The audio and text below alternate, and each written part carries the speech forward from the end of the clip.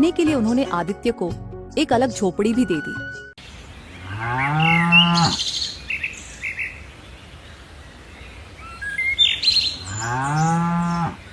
समय बीतता गया और आदित्य बड़ा हो गया था। वह आज भी मुखिया के यहाँ ही काम करता था और मुखिया को उस पर बहुत विश्वास था। एक दिन मुखिया राघवेंद्र ने आदित्य से कहा, आदित्य बेटे, अब तुम शादी क्यों नहीं कर लेते? तुम्हारी उम्र हो गई है। जब तुम्हारी पत्नी आएगी तो वह तुम्हारा आधा काम संभाल लेगी, घर संभालेगी और तुम्हारे खाने पीने का भी इंतजाम हो जाएगा। मेरी भी अब उम्र हो चली है, पता नहीं कब भगवान का बुलावा आ जाए। मैं चाहता हूँ कि तुम्हारी शादी मेरे सामने हो जाए ताकि मैं तुम्हारे लिए निश्चिंत हो सकूं। अरे मुखिया जी, ऐसी बातें क्यों करते हैं? आपको मेरी उम्र भी लग जाए, आपके सिवा मेरा और कौन है यहाँ? आपने मेरे लिए बहुत कुछ किया है। बचपन से लेकर आज तक आपने ही मुझे माता पिता दोनों का प्यार दिया है। आपका ये उपकार मैं कभी नहीं चुका सकता। उपकार की बातें छोड़ो आदित्य, बताओ शादी करोगे? लड़की मैं ही देखूं या तुमने किसी को पसंद कर रखा है? नहीं मुखिया जी, मेरी नजर में कोई लड़की नहीं है। आपको जैसा ठीक लगे आप वही कीजिए। मुझे आप पर पूरा भरोसा है। आप मेरे लिए भगवान से कम नहीं है। आप जो भी निर्णय लेंगे वह उचित होगा और मेरे भले के लिए ही होगा। अब आप ही मेरे पिता समान हैं। ठीक है भाई, मेरी नजर में तुम्हारे लिए एक बहुत अच्छी लड़की है। और हाँ, तुम शादी के खर्चे की चिंता बिल्कुल मत करना, वह जिम्मेदारी मेरी हुई। आखिर पिता का दर्जा दिया है तो मेरी बात भी माननी पड़ेगी। जी मालिक, जैसा आपको ठीक लगे। मुखिया राघवेंद्र का एक बेटा भी था, प्रणव, जो यह सारी बातें सुन रहा था। वह गुस्से से अपने पिताजी के पास जाकर बोला, पिताजी, यह आप क्या कह रहे हैं? आपको क्या जरूरत है आदित्य की शादी का खर्च उठाने की? यह मत भूलिए कि वह हमारा नौकर है। नौकर से इतना लगाव ठीक नहीं है, ऐसे तो वह सिर पर चढ़ जाएगा। आज आप उसकी शादी के लिए पैसा देंगे तो उसे आदत लग जाएगी। बचपन से आज तक वह हमारे ही पैसों पर पलता आया है और अब आप उसकी शादी भी करवा रहे हैं। क्या आपने उसका ठेका ले रखा है?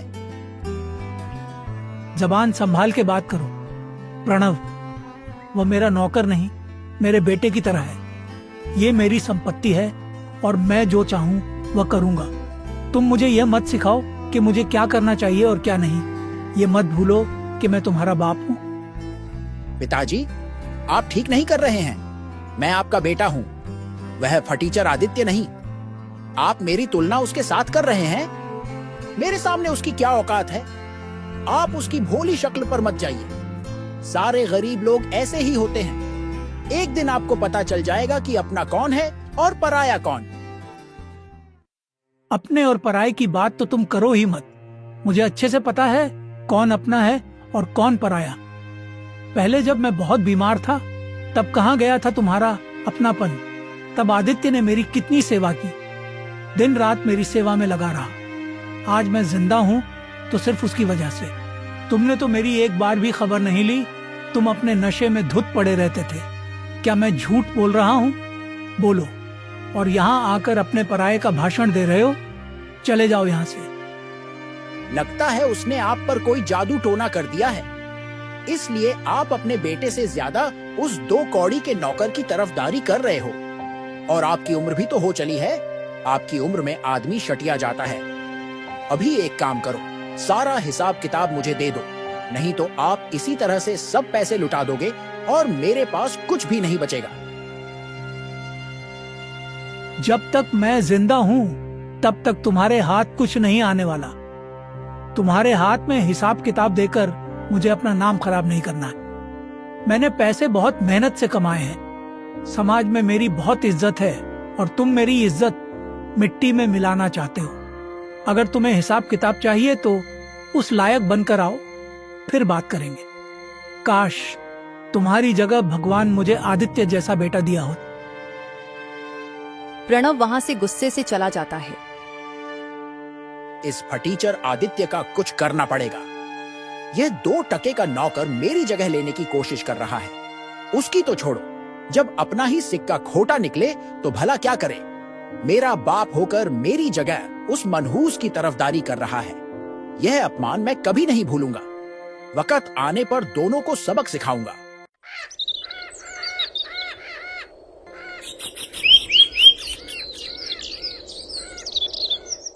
थोड़े समय बाद मुखिया राघवेंद्र आदित्य की शादी भावना से करवा देते हैं। आदित्य की जिंदगी और बेहतर हो जाती है। सचमुच भावना, तुम्हारे आने से मेरी जिंदगी पूरी तरह से बदल गई है। अब तक मैं अपने सारे काम खुद ही किया करता था, खाना पकाना, कपड़े धोना। अब सब तुम संभाल लेती हो और तुम्हारे आने की वजह से मेरा अकेलापन भी दूर हो गया है। माता पिता तो बचपन में ही गुजर गए और फिर मालिक ने ही मुझे सहारा दिया। उन्होंने मेरे लिए बहुत कुछ किया है, उनका उपकार मैं कभी नहीं चुका पाऊंगा। आज तुम मुझे मिली हो तो सिर्फ उनकी वजह से। मालिक मेरे लिए किसी भगवान से कम नहीं, ये बात तुम भी हमेशा याद रखना। मालिक के मान सम्मान में कभी कोई कमी मत रखना। जी बिल्कुल, आप बिल्कुल सही कह रहे हैं। राघवेंद्र चाचा दिल के बहुत अच्छे आदमी हैं।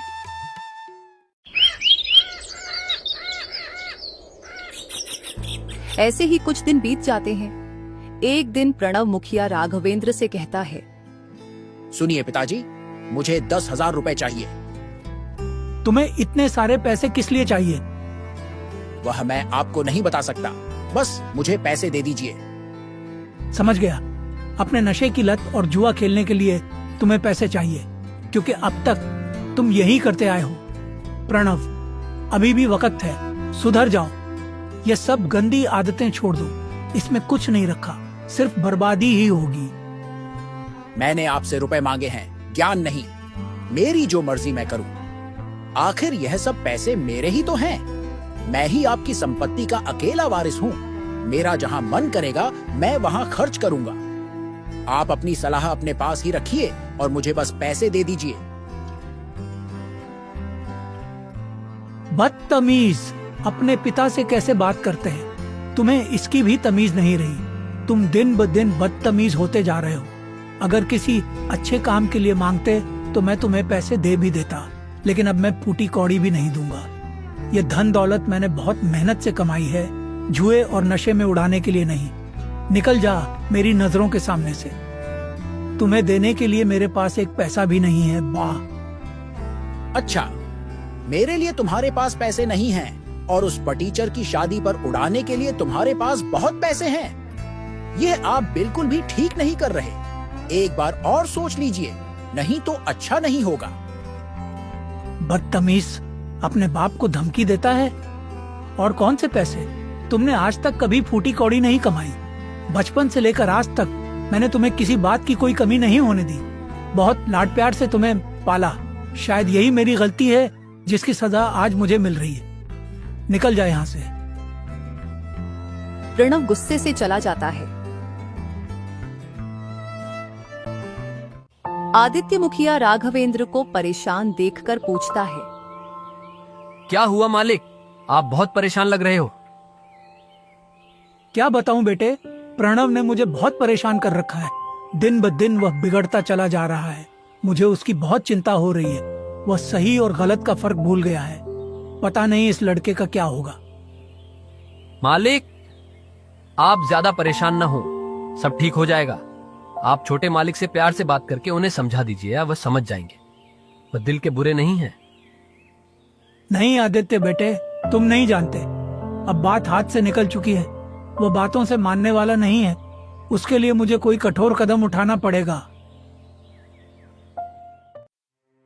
इधर प्रणव बहुत गुस्से में होता है और सोचता है, मैं भी देखता हूँ मुझे पैसे कैसे नहीं मिलते। मुझे किसी भी हालत में पैसे चाहिए। इसके लिए चाहे मुझे कुछ भी करना पड़े। यहाँ भी घी सीधी उंगली से नहीं निकलने वाला।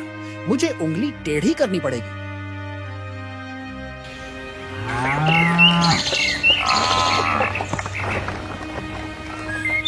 अगले दिन तिजोरी में से 1,00,000 रुपये चोरी हो जाते हैं। मुखिया राघवेंद्र अपने सारे आदमियों से पूछताछ करते हैं, लेकिन उन पैसों का कोई पता नहीं चलता। तभी प्रणव वहां आकर बोलता है, क्या बात है पिताजी, आप बहुत परेशान लग रहे हो। क्या हुआ है? छोटे मालिक, मालिक की तिजोरी से 1 लाख रुपए चोरी हो गए हैं। चोर का कुछ पता नहीं चल रहा। आखिर कौन पैसे निकाल सकता है? अच्छा, तो यह बात है। चोर और कौन होगा? आदित्य ही होगा। जरूर आदित्य ने ही पैसे निकाले हैं। ये तुम क्या कह रहे हो प्रणव? मुझे आदित्य पर पूरा भरोसा है, वो कभी ऐसा नहीं कर सकता। उस पर भरोसा करके आपने गलती की है। वह आपके भरोसे के लायक नहीं है। चोरी उसी ने की है। उसकी तो पहले से ही हमारे पैसों पर नजर है। आप उस पर बहुत भरोसा करते थे ना। उसको कभी कभी तिजोरी की चाबी भी देते थे। अब पता चला दिन रात आपके आगे पीछे इसी के लिए तो घूमता था। तभी आदित्य वहां आ जाता है। कुछ हुआ है क्या? इतना सब करने के बाद पूछ रहे हो कि क्या हुआ है? एक तो चोरी की है तुमने, और ऊपर से हिम्मत तो देखो इसकी, मुंह उठाकर चला आया। तुम्हें शर्म नहीं आती? जिस थाली में खाते हो उसमें छेद करते हो। मालिक, छोटे मालिक क्या कह रहे हैं? मेरे तो कुछ समझ में नहीं आ रहा। चोरी और मैं? राम राम राम। मैं तो सपने में भी ऐसा नहीं सोच सकता। ज्यादा भोले मत बनो। चोरी तुमने ही की है। सच सच बताओ, वो पैसे कहाँ हैं? वरना लात मारकर तुम्हें यहां से निकाल दूंगा। तुम जैसे मक्कार को मैं अच्छी तरह से जानता हूं। पहले बड़े लोगों को अपनी चिकनी चुपड़ी बातों में फंसाते हो, उनका भरोसा जीत लेते हो, फिर जैसे ही मौका मिले हाथ साफ करके निकल जाते हो। एहसान फरामोश। मेरे पिताजी ने तुम्हारे लिए क्या कुछ नहीं किया, और तुमने उनके एहसान का यह सिला दिया। आदित्य को यह सुनकर बहुत दुख पहुंचता है। वह रोने लगता है। बस प्रणव, बस अब बहुत हो गया तुम्हारा। कब से तुम आदित्य को भला बुरा बोलते जा रहे हो? अब और एक शब्द भी नहीं। मैं आदित्य के खिलाफ कुछ भी नहीं सुनूंगा। मुझे आदित्य पर तुमसे भी ज्यादा भरोसा है कि आदित्य ऐसी हरकत कभी नहीं कर सकता। आदित्य भले ही गरीब है, लेकिन उसकी नीयत, उसकी ईमानदारी और उसकी अच्छाई में वह तुमसे कहीं गुना ज्यादा अमीर है। उसकी बराबरी तुम दूर दूर तक नहीं कर सकते। आप एक मामूली नौकर के लिए अपने बेटे का अपमान कर रहे हो। यह आदित्य 1 नंबर का धोखेबाज है और चोर है। इसने चोरी की है। इसने आपकी आंखों के ऊपर पट्टी बांध रखी है, इसलिए आप सच्चाई को देख नहीं पा रहे हैं। मैं तो कहता हूँ इसके घर की तलाशी लीजिए। जरूर इसने पैसे वहीं छुपाए होंगे। बस अब बहुत हो चुका प्रणव। ज्यादा बोलोगे तो मेरा हाथ उठ जाएगा। मैं अच्छी तरह से जानता हूं तुम आदित्य पर झूठा आरोप लगाकर उसे मुझसे दूर करना चाहते हो। मुझे तो लगता है चोरी उसने नहीं की, बल्कि मैंने तुम्हें पैसे नहीं दिए तो तुमने ही की होगी। आप मुझ पर इल्जाम लगा रहे हो? अपने बेटे पर? आप ऐसा सोच भी कैसे सकते हो? आपको इस नौकर पर भरोसा है और अपने बेटे पर नहीं? नहीं है। मैं सबके सामने कहता हूं, मुझे तुम पर बिल्कुल भी भरोसा नहीं है। अच्छा ठीक है, आपको मुझ पर भरोसा नहीं है तो आप बेशक मेरे कमरे की तलाशी लीजिए, लेकिन मेरी एक शर्त है। मेरे कमरे की तलाशी के बाद आपको आदित्य के घर की भी तलाशी लेनी होगी। तभी दूध का दूध और पानी का पानी हो जाएगा। फिर क्या था? प्रणव के कमरे की तलाशी ली जाती है, लेकिन उसके कमरे में वह पैसे नहीं मिलते। देखा आप सबको, नहीं मिले ना पैसे।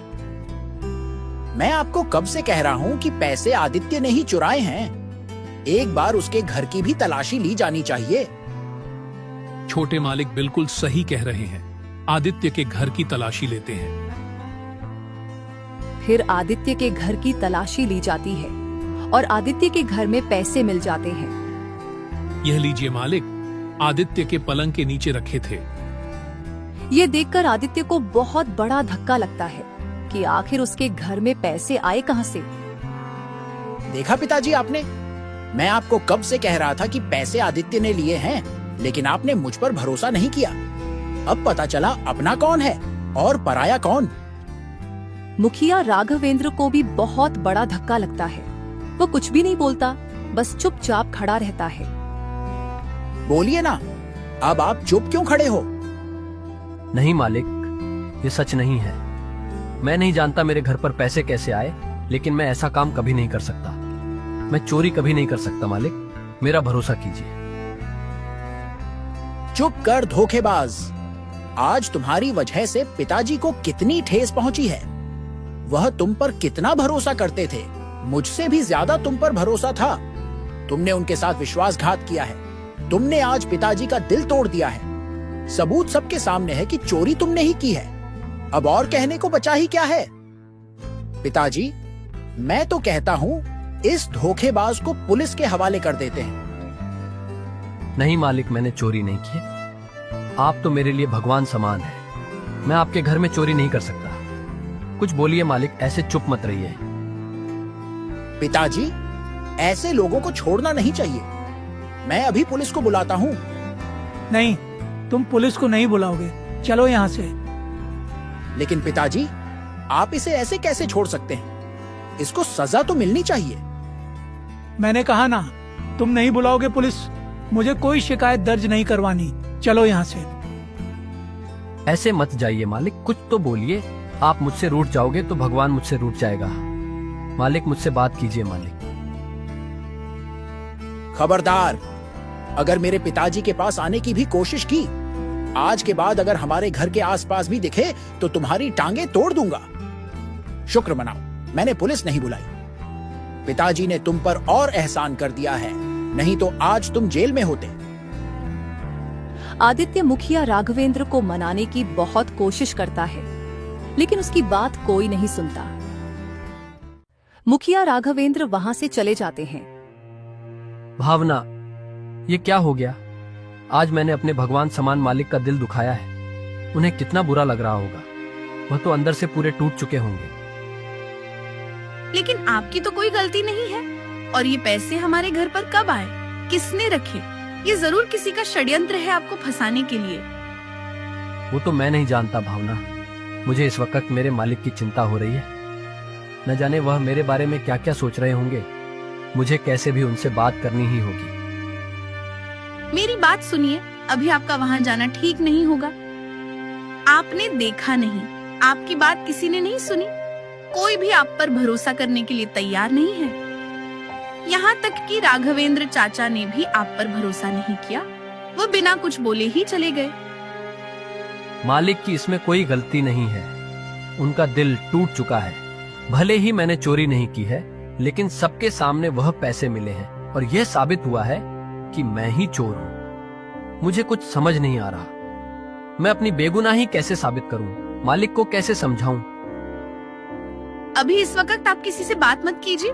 कुछ दिन बीत जाने दीजिए, फिर राघवेंद्र चाचा से बात करना। आदित्य भावना की बात मान लेता है और सारे गांव में ये बात फैल जाती है कि आदित्य ने मुखिया राघवेंद्र के घर से पैसे चुराए हैं। सारे गांव वाले आदित्य को देखकर बातें बनाने लगते हैं। आदित्य को लोगों की बातें सुनकर बहुत बुरा लगता है। आदित्य मुखिया राघवेंद्र की एक झलक देखने के लिए घंटों तक उसके घर के बाहर खड़ा रहता है, क्योंकि उस दिन से मुखिया राघवेंद्र ने घर से निकलना भी बंद कर दिया था। कुछ दिन ऐसे ही बीत जाते हैं। सुनिए जी, घर का राशन खत्म होने को आया है। आटा बस 2 दिन का ही बचा है। आप अपने मालिक के भरोसे और कितने दिन बैठेंगे? मुझे नहीं लगता कि अब वह आपको काम पर बुलाएंगे। आप कुछ और काम देख लीजिए, नहीं तो हमारे घर का गुजारा कैसे होगा? हमें तो भूखे रहने की नौबत आ जाएगी। तुमने मुझे पहले क्यों नहीं बताया कि घर का राशन खत्म हो गया है? अब बता रही हो। कैसे बताती? आप दिन रात सोच में डूबे रहते हो, न ठीक से खाते हो न सोते हो। मेरी मानिए, आप उस बात को भूल जाइए और आगे बढ़िए। मैं अभी गांव में काम देखकर आता हूँ। शायद किसी के पास कोई काम मिल जाए। फिर आदित्य गांव में निकल पड़ता है और एक दुकानदार से पूछता है, राम राम भैया, मैं काम की तलाश में हूँ। मुझे काम की बहुत जरूरत है। घर की हालत बहुत खराब है। क्या आपके यहाँ कोई काम मिल सकता है? आपकी बड़ी मेहरबानी होगी। तू वही चोर आदित्य है ना, जिसने मुखिया राघवेंद्र के यहाँ चोरी की थी? मेरे पास तेरे लिए कोई काम नहीं। क्या पता कल को तू मेरी दुकान चुरा ले। निकल यहाँ से। आदित्य को यह सुनकर बहुत दुख पहुंचता है। वह वहां से चला जाता है। फिर एक दिन सेठ पृथ्वीराज के पास जाकर काम के लिए पूछता है। सेठ मान जाता है। ठीक है भाई, तुम कल से काम पर आ जाना। वैसे भी बहुत काम पड़ा है, मुझे 3-4 लोगों की जरूरत है। आपका बहुत बहुत धन्यवाद सेठ जी, मैं कल से आ जाऊंगा। तभी वहां पर सेठ की पत्नी अवंतिका आ जाती है। ये आप क्या कर रहे हैं? कोई जरूरत नहीं है इसको काम पर रखने की। आपको पता नहीं है इसने क्या किया है? भलाई का जमाना नहीं है। आप इसको काम देकर भलाई करने जाओगे और कल को यह आपका घर साफ कर देगा। आजकल के लोगों का कोई भरोसा नहीं है। राघवेंद्र भाई की यही गलती थी, उन्होंने इस पर भरोसा कर काम पर रखा था। यहाँ तक कि बचपन से इसे पाला, इसकी शादी भी करवाई, फिर भी इसने उनके साथ बेईमानी की। अगर अब भी आपने इसे काम पर रखा तो मुझसे बुरा कोई नहीं होगा। ठीक है भाग्यवान, नहीं रखूंगा इसे। आदित्य, तुम जाओ भाई, तुम्हारी वजह से मैं मेरे घर में झगड़ा नहीं चाहता। मैं तुम्हें काम पर नहीं रख सकता, तुम कहीं और जाकर काम देख लो। आदित्य निराश होकर वहां से चला जाता है। तभी मुखिया राघवेंद्र उसे किसी से बात करते हुए दिखते हैं। आदित्य मुखिया राघवेंद्र को देख बहुत खुश हो जाता है और उन्हें आवाजें लगाता है, लेकिन मुखिया राघवेंद्र उसे अनदेखा कर वहां से चला जाता है। आदित्य को बहुत बुरा लगता है, वह निराश हो जाता है और घर चला जाता है। इधर आदित्य की पत्नी भावना को भी गांव की औरतें ताना मारती हैं। अरे देखो देखो, यह उस आदित्य की पत्नी है ना? मैंने तो सुना है दोनों पति पत्नी की मिली भगत है, जो राघवेंद्र जैसे अच्छे आदमी को खूब फंसा के रखा था इन दोनों ने। लेकिन सच्चाई ज्यादा दिन तक नहीं छुपती। इन दोनों को रंगे हाथ पकड़ा है। इनके घर पर नगद रुपए मिले हैं। भावना को उनकी बातें सुनकर बहुत बुरा लगता है, वह घर चली जाती है। घर पर आदित्य को देख भावना पूछती है, क्या हुआ जी? आप तो काम देखने गए थे ना, मिला क्या? नहीं भावना, देखने गया था लेकिन वहां पर काम नहीं था। कल फिर जाकर देखता हूँ। और तुम तो सब्जी लेने गई थी, लेकिन सब्जी तो कहीं दिख नहीं रही है। क्या हुआ, सब्जी नहीं लाई? जी, उस सब्जी के दाम कितने बढ़ गए हैं। दाम सुनकर ही मैं वापस आ गई। मैंने सोचा दाल चावल ही बना देती हूँ। वैसे भी हमारे पास ज्यादा पैसे नहीं बचे हैं। और फिर दोनों चुप बैठ जाते हैं। भावना और आदित्य लोगों के ताने की बात एक दूसरे से छुपाते हैं।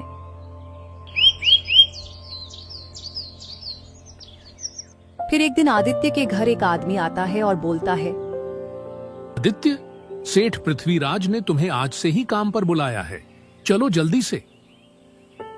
आदित्य और भावना बहुत खुश हो जाते हैं। क्या सच में? भगवान तेरा लाख लाख शुक्र है, मुझे काम तो मिल गया। भावना, मैं निकलता हूँ। लेकिन खाना तो खाकर जाइए, आपने सुबह से कुछ नहीं खाया। वह सब बाद में भावना, मैं दोपहर में जब भी वक्त मिलेगा खाना खाने आ जाऊंगा। अभी मुझे जाना पड़ेगा, बड़ी मुश्किल से काम मिला है। उन्होंने मुझे काम के लिए मना किया था, लेकिन अब बुला लिया है तो मुझे अभी जाना पड़ेगा, नहीं तो उन्हें बुरा लगेगा। तुम अपना ख्याल रखना और खाना भी खा लेना, पता नहीं मुझे देर भी हो सकती है। ठीक है, आप जाइए, जैसे ही फुर्सत मिले खाने के लिए आ जाना।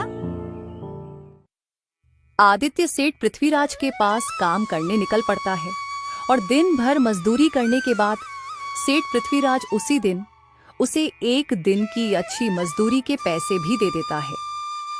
ये लो भाई आदित्य, तुम्हारी आज की मजदूरी, कल से वक्त पर आया करना। बहुत बहुत धन्यवाद सेठ जी। आपको नहीं पता मेरे घर की हालत बहुत खराब थी। अगर आज आप काम ना देते तो मुझे भूखे रहने की नौबत आ जाती। अभी मैं चलता हूँ सेठ जी, कल आ जाऊंगा। आदित्य खुशी से अपने घर की ओर चला जाता है। इधर सेठ पृथ्वीराज मुखिया राघवेंद्र से मिलने जाता है। राघवेंद्र, मैंने तुम्हारा काम कर दिया है। जैसा तुमने बोला था उसे काम पर भी रख लिया है और पैसे भी दिए हैं। तुम मेरे बहुत अच्छे मित्र हो, इसीलिए मैंने तुम्हारी बात मानी। तुमने कहा इसीलिए मेरी पत्नी मानी, नहीं तो मेरी पत्नी को मनाना मुश्किल था। शुक्रिया दोस्त, तुम्हारा ये एहसान कभी नहीं भूलूंगा।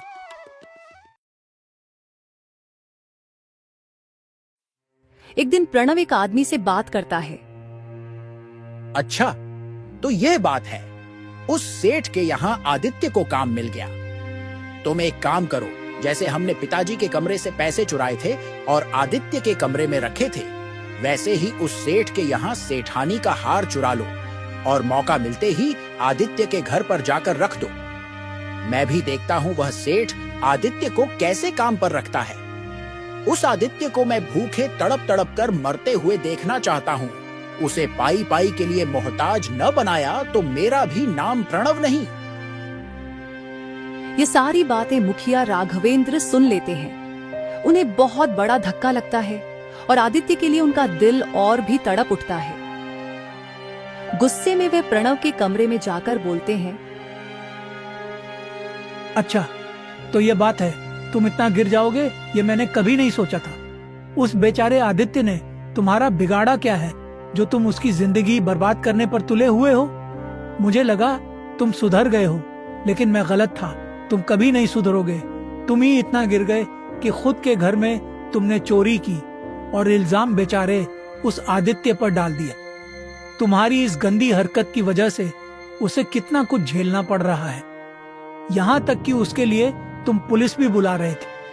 अब मैं पुलिस बुलाऊंगा और सारे गांव वालों को भी बताऊंगा कि तुमने किस तरह से उसे फंसाया है। तुम ऐसे नहीं सुधरोगे। तुम्हारा क्या भरोसा कल को तुम उस बेचारे की जान ले लोगे। तुम्हारा फैसला कल होगा सबके सामने। प्रणव कुछ भी नहीं बोलता, चुपचाप खड़ा रहता है। मुखिया राघवेंद्र वहां से चला जाता है और अगले दिन मुखिया राघवेंद्र सारे गांव वालों को अपने बेटे की सच्चाई बताते हैं और उसके बेटे की वजह से आदित्य को जो झेलना पड़ा, उसके लिए मुखिया राघवेंद्र उससे अपनी 10 एकड़ की जमीन आदित्य के नाम करते हैं ताकि उसे कभी किसी पर निर्भर न रहना पड़े। और उसका नौकर भी डर के मारे सच बता देता है। पुलिस भी बुलाई जाती है और प्रणव और उसके नौकर को गिरफ्तार करके ले जाती है। इस प्रकार की मजेदार कहानियों को सुनने के लिए हमारे चैनल को सब्सक्राइब करना ना भूलें।